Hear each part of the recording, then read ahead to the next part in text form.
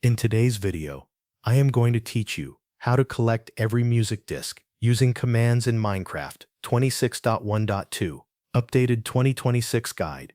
Start by opening Minecraft Java Edition. You can create a new world or load an existing one, but cheats must be enabled.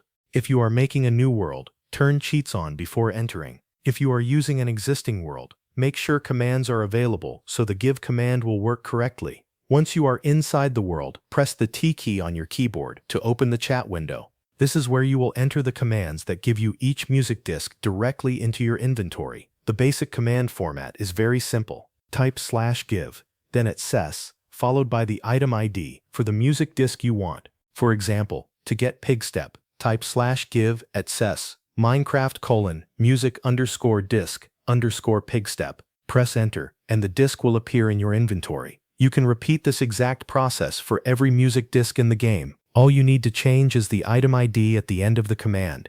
For example, you can use music _disc _cat, music _disc _creator, music _disc _otherside, and music _disc _precipice. Each time you run the command, that specific disc will be added to your collection. If your inventory starts to fill up, you can place the discs into a chest as you go, or switch into creative mode if that makes organizing easier. The main idea is to keep entering the give command with each valid music disc ID until you have collected every disc you want. After you have all of the discs, place a jukebox somewhere in your world.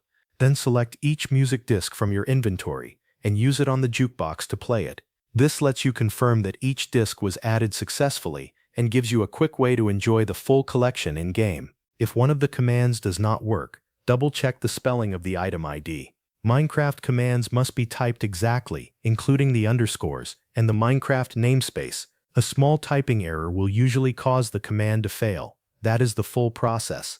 Enable cheats, open chat, use the give command for each music disc ID, and then play them in a jukebox. That covers everything you need to know.